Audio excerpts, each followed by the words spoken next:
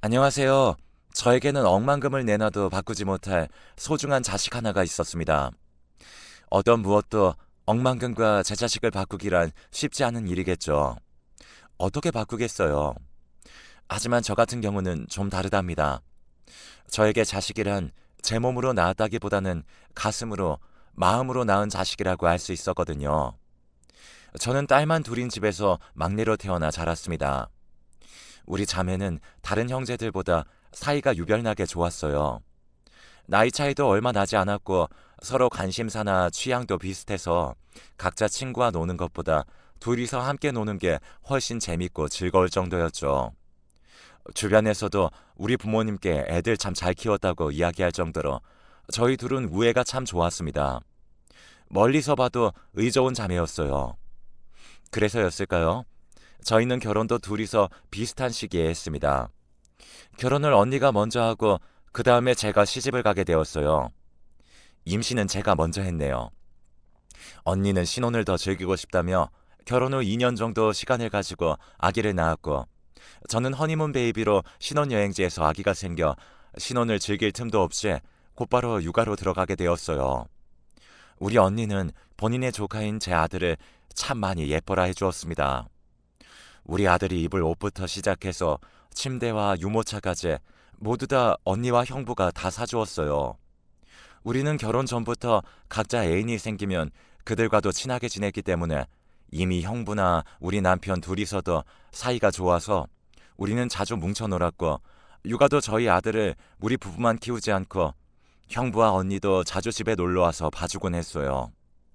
2년 뒤에는 언니도 임신을 하게 되어 우리 아들이 쓰던 물건들을 그대로 다 물려주었고요. 저는 아이를 하나 더 갖고 싶었지만 뜻한 대로 생기지 않더라고요. 그래서 외동아들로 키우고 있는 시기에 언니가 마침 임신을 하게 되어 육아용품들을 같이 쓰게 되었죠. 언니가 출산한 이후 저도 언니가 낳은 딸을 우리 아들과 같이 남매처럼 돌봐주었어요. 저는 일을 쉬고 있었지만 언니는 맞벌이 부부로 돈을 벌고 있었기 때문에 늘 언니가 출근을 하고 나면 제가 아이들을 돌봐주었거든요. 그렇게 한 3년이 지났을까요? 저에게 감당 못할 시련이 하나 찾아오게 되었습니다. 마치 세상이 무너지는 듯한 아픔이 지나가게 되면서 저는 한동안 삶의 의욕을 잃은 사람처럼 살았던 적이 있었어요. 잘 크고 있던 우리 아이가 어느 날 갑자기 빈혈이 생기게 되면서 집에서 잘 놀다가도 픽하고 쓰러지곤 했었습니다. 초반에는 그렇게 심하지 않아서 저는 아이가 워낙 마르고 약한 편인데다 뭘 잘 먹지를 않아서 그런가 보다 싶어 이것저것 몸에 좋다는 것들을 골라서 먹이기 시작했어요.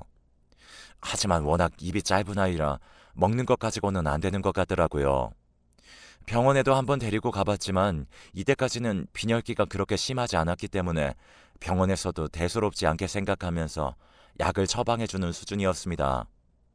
그래서 저도 크게 생각하지 않고 그냥 약을 먹이는 수준으로 보살폈습니다. 하지만 증상이 그렇게 좋아지는 게 보이지 않더라고요. 그러다 어느 날은 코피가 났는데 꽤 오랫동안 멈추지 않아 응급실에 데리고 간 적도 있었습니다. 그리고 그날 저는 아주 충격적인 소리를 듣게 되었어요. 아이가 자주 쓰러진다고 하셨죠? 네, 몇 번 쓰러지길래 병원에도 데리고 갔었는데 그냥 대수롭지 않게 얘기를 하더라고요. 그럴 수 있습니다. 몸이 약한 아이들에게는 빈혈기가 나타날 수 있으니까요. 그래서 저도 확실하다고 말할 수는 없지만 일단 아이에게서 백혈병 증상이 좀 보이는 것 같네요. 정확한 건 검사를 꼼꼼하게 해봐야 알 수 있겠지만 일단 큰 병원으로 가셔서 소아암 검사를 받아보시는 게 좋을 것 같아요. 소아암이요? 우리 아이가 백혈병이라뇨. 말도 안 돼요, 선생님. 그건 정말 말도 안 되는 거잖아요. 진정하세요. 보호자분, 아직 확실한 건 아니니까 일단 검사 받아보시고 이후에 치료 과정을 고민해보는 게 좋을 것 같습니다. 벌써부터 너무 겁먹거나 걱정하지 마시고 일단은 검사를 받아보세요. 청천벽력과도 같은 소리에 저는 정신을 차릴 수가 없었습니다. 그래서 일단은 바로 제일 빠른 날짜로 예약해 큰 병원에서 소아암 검사를 받았고 결과는 소아암 중에서도 그 의사 선생님이 말한 대로 백혈병이었습니다. 소아암의 경우 조기에 발견되는 것이 아니라 이미 어느 정도 진행이 된 상황에서 발견됐기 때문에 우리 아이도 이미 진행이 많이 된 상태였어요. 평소에 뼈가 자주 아프다고 하고 빈혈기가 있는 것으로 보아 제 아들의 몸에서는 이미 이상 신호를 보내고 있는 거였는데 저는 이걸 심각하게 받아들이지 않고 정말 가볍게 성장해가는 과정이라고만 치부하고 말았던 거였죠. 물론 거기에는 병원의 역할도 있었습니다. 아마 처음부터 우리 아들에게 빈혈약을 줄 게 아니라 백혈병 검사를 받고 치료를 시작했다면 결과는 달라졌을지도 몰라요. 결국 우리 아들은 이렇다 할 치료도 받지 못한 채 5살의 나이에 세상을 떠나고 말았습니다. 저는 이때부터 상심이 너무 컸고 그 무엇도 할 수가 없었어요. 정말 세상의 모든 낙을 다 잃어버린 사람처럼 감정 없이 살았고 제가 폐인처럼 살 때 묵묵히 절 지켜봐주고 마음의 병이 회복되기를 도와준 사람이 바로 우리 언니였어요. 언니는 다니던 직장까지 그만두고는 날마다 조카를 데리고 저희 집으로 출근을 해서 저희 집안 빨래며 식사며 온갖 것들을 다 해주었어요. 심지어 밥도 먹지 않고 울기만 하는 저에게 밥까지 떠먹여주며 지극정성으로 저를 보살펴 주었죠. 너도 이제 그만해. 이제 살 사람은 살아야 할 거 아니야. 제발 밥 좀 먹어봐. 이러다 너 진짜 병나. 제발 정신 좀 차려. 언니, 나도 우리 아들 따라서 하늘 날아가면 안 돼? 나 진짜 너무 힘들어. 우리 아들이 너무너무 보고 싶어. 제발 우리 아들 좀 보게 해줘. 내 새끼 좀 내 앞으로 데리고 와줘. 어? 저는 너무나도 힘들어 언니 앞에서 오열을 하며 울었고 우리 아들을 내 앞으로 데리고 와달라고 울부짖을 때 놀랍게도 따뜻한 손길이 저를 꼭 안아주었습니다. 바로 우리 조카였어요. 그 고사리 같은 손과 짧은 팔로 뭘 안는다는 건지 저에게 다가와 그렇게 꼭 안아주더라고요. 지가 뭘 알고 있었겠어요. 아직 말도 제대로 못하는 아이였는데 제가 우는 것을 보더니 그대로 저를 안아준 거였어요. 솔직히 언니한테는 미안하지만 언니가 나한테 해준 지극정성의 보살핌보다 그 포옹 하나가 저를 그렇게 위로해 주더라고요. 나를 안아준 손이 마치 죽기 직전에 날 잡아준 우리 아이의 손 같아서 놓을 수가 없더군요. 그 손을 뿌리칠 수가 없었어요. 저는 그 자리에서 저보다도 한참 작은 우리 조카를 힘껏 끌어안으며 울었습니다. 그리고 그 길로 그래, 산 사람은 살아야지 라는 생각이 들게 되면서 조금씩 힘을 내기 시작했고요. 저는 점점 정신을 차렸고 그제서야 제 주변에서 저와 같이 힘들어한 남편과 우리 언니 부부, 조카가 보이더라고요. 참 미안했습니다. 그리고 정말 고마웠어요. 이들의 사랑과 헌신이 아니었다면 저는 아마도 일어서지 못하고 우리 아들에게로 떠나가 버렸을 거예요. 그렇게 힘든 시간을 지나 다시 회복이 되어 저는 잘 지내게 되었고 아이는 한번 잃게 된 상처가 너무 커서 또 같은 아픔을 겪게 될까봐 더 이상 낳지도 않았습니다. 오로지 조카만 예뻐하며 하루하루를 보냈어요. 남편과도 사이가 좋은 편이었기 때문에 꼭 아기가 생기지 않더라도 우리 둘이서 행복하게 살자고 이야기를 하면서 지냈죠. 그렇게 다시 평범한 일상으로 돌아가게 되었고 언니 부부도 외동딸까지만 낳고 더 이상은 아이를 낳지 않은 채 지내고 있었어요. 세월이 빠르게 지나갔고 제 조카는 벌써 초등학교에 들어갈 때가 되어 입학을 했습니다. 입학식 때도 언니가 일하느라 바빠서 제가 데리고 다녔어요. 그 작고 귀여운 손을 잡고 학교를 데리고 갔는데 어찌나 기분이 좋던지 아직도 그때 감격이 저에게는 남겨져 있습니다. 언니는 일을 하면서 바쁘다는 이유로 아이의 초등학교 입학식도 가보지 못한다는 게 애한테 미안하기도 하고 저학년 때까지만이라도 집에서 엄마 노릇을 좀 해주고 싶다면서 일을 그만두었어요. 하지만 그 시간도 그리 오래가지 못했습니다. 집에 있는 저에게 형부에게서 다급히 전화가 왔습니다. 여보세요? 처제, 지금 어디야? 집에 있어? 네, 저 집이에요. 무슨 일 있어요? 형부, 목소리가 왜 그래요? 그게 언니한테 무슨 일이 생긴 것 같아. 우리 집에 불이 났대. 좀 봐줄 수 있겠어? 제발. 뭐라고요? 불이라뇨. 알았어요. 형부, 당장 가볼게요. 형부는 직장에서 아파트 경비 아저씨에게 전화를 받게 되었고 언니 부부가 지내고 있는 아랫집에서 불이 붙어나기 시작하면서 위로 옮겨부터 우리 언니의 집까지 불에 타게 된 거였어요. 제가 이미 도착했을 땐 한창 불을 끄고 있었고 언니 집과 아랫집에서는 이미 사람을 구조해 꺼내온 상황이었습니다. 하지만 언니는 이미 나올 때부터 싸늘한 주검으로 나와 있었어요. 언니, 언니 이게 뭐야? 이게 도대체 무슨 일이냐고? 왜 이렇게 누워있어? 왜 누워있는 거야? 언니, 제발 정신 좀 차려봐, 제발! 저의 울부짖는 소리에도 전혀 미동도 없는 언니를 바라보면서 저는 아무것도 할 수가 없었어요. 그저 그 옆에서 땅을 치며 울 수밖에 없었어요. 그 결과로 언니는 8살 난 조카와 형부를 두고 세상을 떠나게 되었어요. 몇 년 사이 큰 아픔을 2번이나 겪게 된 저는 너무나도 힘들었지만 이번에는 무너질 수가 없었어요. 조카와 형부를 챙겨야 했거든요. 우리 형부가 이번에는 언니를 떠나보낸 슬픔을 감당하지 못해 폐인처럼 지내고 있었기 때문에 제가 무너질 수도 없었습니다. 이미 집이 다 타버려 다른 곳으로 이사를 갈 수밖에 없었던 형부는 작은 빌라를 하나 얻어서 원룸에서 조카와 지내고 있었어요. 하루하루 술만 마시며 폐인처럼 사는 형부를 보면서 우리 집으로 들어와 지내라고 이야기를 하고 싶었지만 형부는 완강하게 거부를 했습니다. 형부의 상심이 얼마나 큰지 알았기 때문에 저는 하루빨리 정신을 차리라는 말도 하지 않은 채 묵묵히 옆에서 지켜주고자 했어요. 하지만 우리 형부는 그 아픔을 결국에는 이겨내지 못했죠. 어느 날 갑자기 형부가 멀쩡한 모습으로 저희 집으로 조카를 데리고 직접 찾아왔어요. 어머 형부, 무슨 일이세요? 처제, 우리 애 좀 오늘 좀 봐줘. 내가 좀 오늘 볼 일이 있어서. 네, 그럴게요. 얼른 일 보고 오세요. 형부, 지민이는 제가 잘 보고 있을게요. 그렇게 형부는 갑자기 찾아와 저에게 조카를 맡기고 갔고 그 길로 영영 돌아올 수 없는 곳으로 떠나버렸습니다. 저는 밤늦도록 연락이 안 되는 형부가 걱정되었고 결국에는 다음 날까지도 전화를 받지 않는 형부를 직접 찾으러 나섰어요.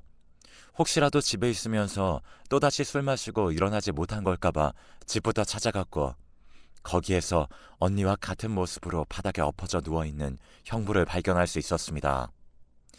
언니의 일로 상심이 너무나 컸던 형부는 결국 그 괴로움을 이겨내지 못하고 스스로 언니에게로 가버린 거였어요. 형부의 주검 옆에는 유서가 써져 있었고 거기에는 언니가 하늘나라에서 혼자서 외로울 것 같아 같이 있어주기 위해 떠난다는 내용이 담겨 있었어요. 그리고는 8살 된 조카를 잘 키워달라는 내용이 함께 들어가 있었죠. 엄마와 아빠를 한 달도 채 안 되어 둘 다 잃은 조카를 저는 그날로 저와 남편의 호적에 올려놓고는 딸처럼 키웠습니다. 남편도 아들을 잃은 상심이 컸고 제 조카를 예뻐했기 때문에 흔쾌히 본인의 딸로 받아주었고 그때부터 조카와 이모 사이가 아닌 엄마와 아빠의 관계로 발전해 함께 살았죠. 제 조카도 점점 이모에서 엄마로 호칭을 바꾸더니 나중에는 친엄마라고 생각을 하고서 컸습니다.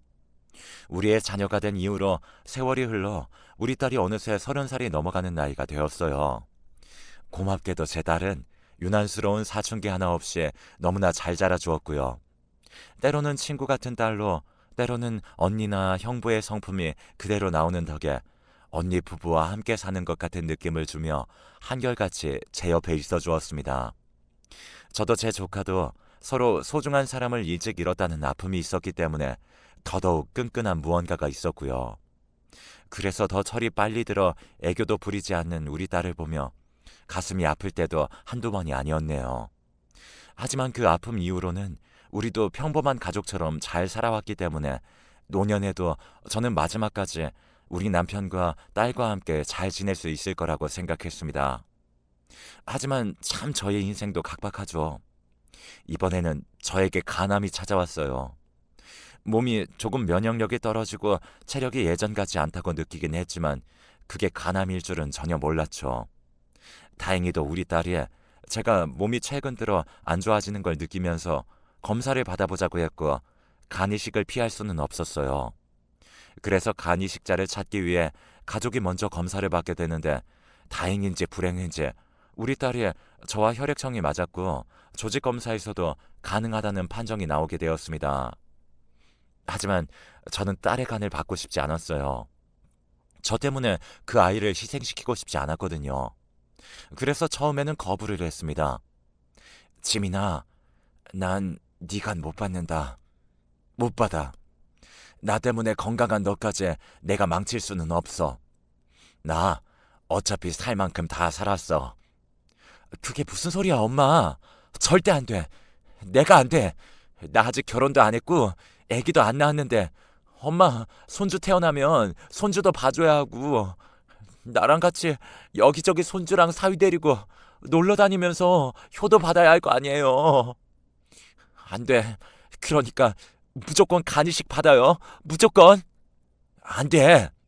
내가 어떻게 네 간을 받아? 엄마, 내가 그래야 살아요.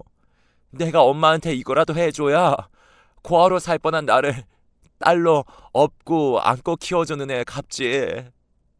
엄마, 그러다 네가 잘못되면 내가 더 힘들어 못 살아. 날 생각해서라도 제발 이식 받아줘요. 저는 딸의 간절한 부탁에 간을 이식받기로 했습니다. 다행히도 수술은 성공적으로 끝났고 딸과 저 모두 회복까지 잘 되어서 건강하게 지낼 수가 있었어요. 수술 후 둘이 정신을 차렸을 때는 딸이 저에게 해준 말로 인해 또 한 번 오열을 해야 했습니다. 엄마, 이제 내 간이 엄마에게로 갔잖아요. 이제 우리는 진짜 하나인 거예요. 그러니까 엄마가 아프면 나도 아픈 거니까 꼭 아프지 말고 오래오래 살아줘요. 건강하게. 엄마는 내 친엄마보다도 더 친엄마 같은 존재고 이 세상에 하나밖에 없는 유일한 나의 엄마예요. 누구보다도 사랑스럽고 자랑스러운 내 엄마니까 건강하게 오래오래 내 옆에 있어줘야 돼요. 알았죠? 사랑해요. 그래, 그래. 내 딸, 우리 딸, 엄마가 오래오래 옆에 있어줄게. 엄마도 고마워. 이렇게 엄마 딸로 잘 살아줘서, 잘 커져서 고마워. 엄마도 사랑해. 정말 정말 사랑해. 서로를 껴안으며 울고 있는 저희들을 우리 남편도 흐뭇하게 바라보며 함께 울면서 셋이 끌어안고 또 한참을 울었네요. 참 힘든 순간들마다 함께 지나온 사람들이라 그런지 더욱 힘이 되더라고요. 그렇게 한 번의 고비를 넘길 수 있었습니다. 몸도 잘 회복되어 가고 있던 와중에 수술받고 1년 정도 지났는데 이번에는 희소식이 찾아왔어요. 우리 딸이 결혼을 하고 싶다며 사위를 데리고 온 거죠. 한눈에 보기에도 우리 딸을 많이 아껴주고 있었고 사랑하고 있다는 게 보였습니다. 참 듬직하더군요. 체격도 컸고 남자답게 생겨서 믿고 우리 딸을 맡길 수 있을 것 같았고요. 그래서 흔쾌히 결혼을 승낙했습니다. 그때부터 양가 상견례도 모두 마치고 결혼 날짜를 잡아 하나하나 준비를 해나가기 시작했어요. 딸과 같이 드레스도 보러 다니고 예물도 보러 다니면서 정신없게 보내던 와중에 이번에는 둘이서 결혼 반지를 한 번 더 보러 가기로 했다며 아침 일찍 외출을 했습니다. 그날이 주말이었기 때문에 저도 집에서 좀 쉴 겸 TV를 보고 있었는데 갑자기 경찰서에서 전화가 왔어요. 이번에도 너무나 듣기 힘든, 믿기 힘든 소식이었습니다. 딸이 죽었다는 소식이었어요. 신호등을 건너던 와중에 대낮부터 술에 취한 사람이 운전하는 차가 우리 딸을 들이받으면서요. 저는 그 소리를 듣자마자 방에서 자고 있는 남편을 불러 함께 병원으로 달려갔습니다. 믿을 수 없는 이야기에 저는 온몸을 떨면서 갔고 남편도 이미 딸이 잘못되었다는 소식을 듣자마자 멍해졌기 때문에 저희는 택시를 타고 가야 할 정도였어요. 불이 나게 달려가서 본 딸의 모습은 처참했습니다. 얼마나 고통스러웠을지 느껴질 정도였죠. 저와 제 남편은 처참한 모습으로 누워있는 딸의 모습을 보면서 하염없이 울었습니다. 안 돼. 내 딸 못 데려가. 아무도 못 데려가. 지민아, 눈 좀 떠봐. 제발 지민아. 눈 좀 떠봐, 제발. 남편도 제 옆에서 똑같이 울고 있었고, 저희가 오는 길에 소식을 전한 예비사위도 딸을 붙잡고는 한참을 울고 있었습니다. 저는 믿을 수 없는 딸의 모습을 보면서 하늘이 정말 원망스러웠어요.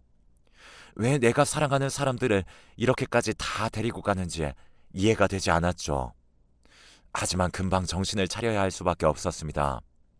병원 직원이 저에게 다가와서는 딸이 장기 기증을 하기로 되어 있다며 동의를 구하러 왔기 때문이었죠. 저는 그 이야기를 들으면서 몇 달 전 딸과 대화한 내용이 떠올랐습니다. 저는 딸과 자주 소파에 앉아 같이 TV를 보곤 했는데 그때 마침 장기 기증 프로그램이 하고 있더라고요. 그 프로그램을 한참 보더니 딸은 눈시울을 붉히며 저에게 말해왔습니다. 엄마, 나는 꼭 장기 기증 할 거예요. 하나하나 내 몸에 있는 것들 다른 사람들이 쓸 수 있다면 어떤 거라도 다 내어주고 싶고, 그래서 그 사람들이 건강하게만 살 수 있다면 내 죽음이 정말 가치 있을 것 같아요. 그래, 우리 딸이 그래서 엄마는 자랑스럽다. 아휴, 이렇게 착해 빠져가지고 말이야. 그러니까 엄마, 그럴 일은 없겠지만 혹시라도 내가 엄마보다 먼저 잘못되면 꼭 나 장기 기증하는 거 동의해줘요. 그게 가족 동의가 또 필요하다고 하더라고. 그런 건 엄마한테 부탁할 게 아니라 사위한테 해야지. 엄마보다도 네가 훨씬 오래 살아야 하는데. 아이 참, 말이 그렇다는 거지. 그렇게 대화한 게 엊그제 같은데 정말 딸의 말대로 된 상황을 보면서 저는 기분이 너무나도 이상했습니다.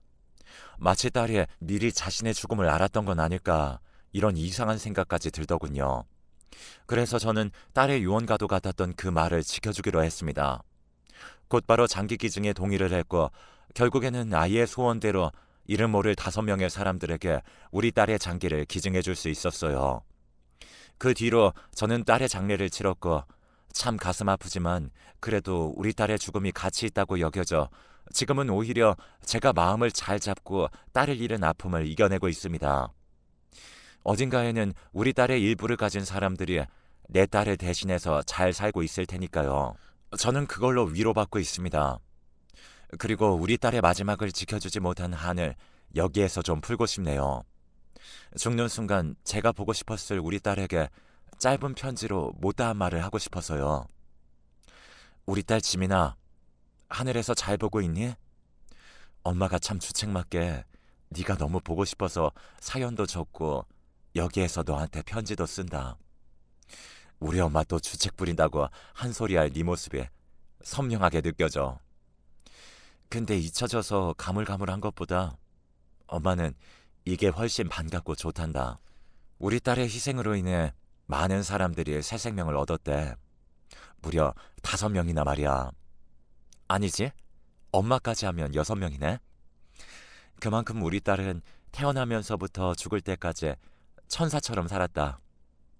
그래서 엄마는 그런 네가 너무 자랑스러워. 우리 딸 지민아, 널 처음 조카로 봤을 때 얼마나 귀했는지, 그리고 내 아들과 널 친남매처럼 키우고 돌보면서 지민이도 우리 딸 하자, 이 소리에 버릇처럼 했는데 정말로 내 말처럼 네가 내 딸이 되었고 30년도 넘는 세월을 함께하게 되었어. 비록 더 긴 시간을 너와 함께하지 못하지만 엄마는 이제 그만 아쉬워하려고. 너를 대신해서 많은 사람들이 새 생명을 얻고 살았으니 엄마는 내 딸이 5명이나 더 생겼다고 생각해 볼게. 아빠도 처음에는 많이 힘들어 하셨지만 지금은 많이 괜찮아지셨어. 그러니까 우리 딸은 그곳에서 먼저 간 네 남동생과 친엄마, 친아빠 잘 만나서 행복하게 지내고 있어. 그럼 언젠가는 가슴으로 널 낳은 너의 부모인 우리도 가서 함께 살자. 사랑하는 내 딸 지민아, 너를 만나 나에게는 참 행복한 일들이 많았다. 그래서 항상 고마웠어. 이제는 그곳에서 행복하기만 하자. 알았지? 사랑해, 내 딸. 태어나서 처음으로 저도 딸에게 편지라는 걸 써보네요. 이 주책 바가지 글을 읽어주셔서 정말 감사합니다. 사실은 오늘이 우리 딸의 기일입니다. 그래서 오늘 딸한테 다녀왔더니 더 보고 싶어서 이렇게 사연을 쓰게 되었네요. 저는 지금은 많이 아프진 않아요. 마음이 외롭지 않습니다. 언젠가는 만날 거라고 믿고 있으니까요. 그때까지 하늘에서 지켜보고 있는 우리 딸과 아들, 언니와 형부에게 부끄럽지 않게 잘 살아보려고 합니다. 여러분도 함께 응원해 주세요. 감사합니다.